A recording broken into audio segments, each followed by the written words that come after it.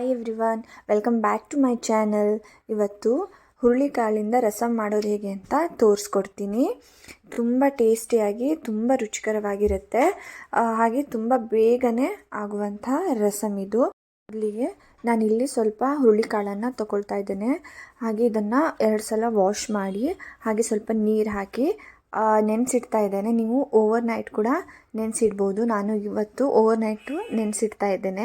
ಇಲ್ಲಾಂದರೆ ನೀವು ಬೆಳಿಗ್ಗೆ ಒಂದು 3 to 4 hours ನೆನೆಸಿಟ್ರೂ ಸಹ ಸಾಕು. ಇದನ್ನು ಚೆನ್ನಾಗಿ ವಾಶ್ ಮಾಡಿ ನೀರು ಹಾಕಿ ರಾತ್ರಿಯೇ ನೆನೆಸಿಟ್ಕೊಳ್ಳಿ. ಇವಾಗ ಮಾರ್ನಿಂಗ್ ನೋಡಿ ಹೇಗೆ ಕಲರ್ ಬಿಟ್ಕೊಂಡಿದೆ. ಈ ನೀರನ್ನು ಏನು ಎಸೆಯೋದೇನು ಬೇಡ.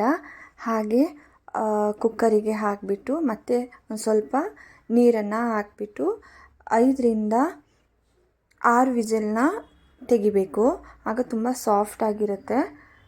ನೋಡಿ ಇವಾಗ ಚೆನ್ನಾಗಿ ಬೆಂದಿದೆ.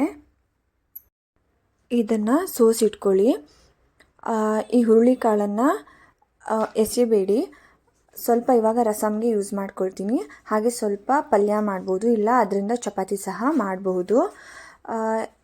ಇವಾಗ ಒಂದು ಜಾರಿಗೆ ಸ್ವಲ್ಪ ಬೆಳ್ಳುಳ್ಳಿ, ಜೀರಿಗೆ, ಮೆಣಸಿನಕಾಳು, ಬೇಯಿಸ್ಕೊಂಡ ಹುರುಳಿಯನ್ನು ಒಂದು ಸ್ವಲ್ಪ ಹಾಕಿಬಿಟ್ಟು ಚೆನ್ನಾಗಿ ರುಬ್ಕೊಳ್ಬೇಕು.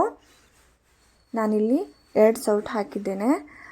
ಹೀಗೆ ಸ್ವಲ್ಪ ಹಾಕಿಬಿಟ್ಟು ಚೆನ್ನಾಗಿ ಪೇಸ್ಟ್ ಮಾಡ್ಕೊಳ್ಳಿ.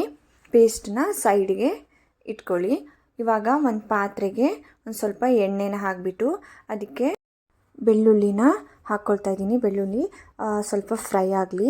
ಫ್ರೈ ಆದಮೇಲೆ ಇದಕ್ಕೆ ನಾನು ಸಾಸಿವೆ, ಜೀರಿಗೆ, 1-2 ಮೆಂತ್ಯ ಕಾಳನ್ನು ಹಾಕ್ತಾ ಇದ್ದೇನೆ. ಹಾಗೆ ಸ್ವಲ್ಪ ಕರಿಬೇವು ಸೊಪ್ಪು, ಹಸಿಮೆಣಸಿನ್ಕಾಯಿ, ಒಣಮೆಣಸಿನ್ಕಾಯಿ, ಹಾಗೆ ಸ್ವಲ್ಪ ಹಿಂಗನ್ನು ಹಾಕ್ತಾ ಇದ್ದೇನೆ. ಹಿಂಗನ್ನು ಹಾಕಿ ಸ್ವಲ್ಪ ಟೊಮೆಟೊನ ಹಾಕಿ ಚೆನ್ನಾಗಿ ಫ್ರೈ ಮಾಡ್ಕೊಳ್ಳಿ. ಚೆನ್ನಾಗಿ ಫ್ರೈ ಆದಮೇಲೆ ಇದಕ್ಕೆ ನಾವು ರುಬ್ಕೊಂಡಂತಹ ಪೇಸ್ಟ್ ಏನಿದೆ, ಹುರುಳಿಕಾಳು, ಬೆಳ್ಳುಳ್ಳಿ ಎಲ್ಲ ಪೇಸ್ಟ್ ಮಾಡ್ಕೊಂಡಂಥ ಪೇಸ್ಟ್ನ ಇದಕ್ಕೆ ಹಾಕಿಬಿಟ್ಟು ಸ್ವಲ್ಪ ನೀರು ಹಾಕಿ ಚೆನ್ನಾಗಿ ಕುದಿಸಬೇಕು.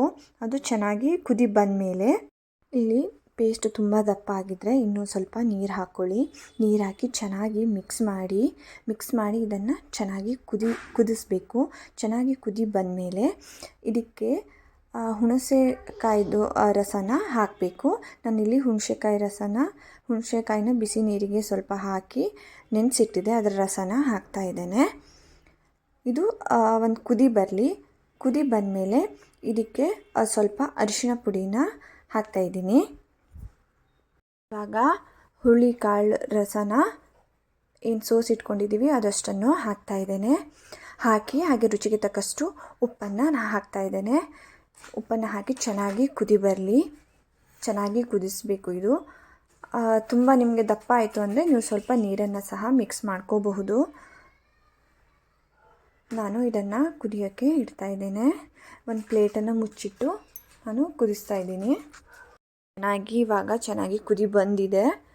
ಇದಕ್ಕೆ ಸ್ವಲ್ಪ ಕೊತ್ತಂಬರಿ ಸೊಪ್ಪನ್ನ ಹಾಕಿಬಿಟ್ಟು ಮತ್ತೊಂದೆರಡು ನಿಮಿಷ ಚೆನ್ನಾಗಿ ಕುದಿಸಿ.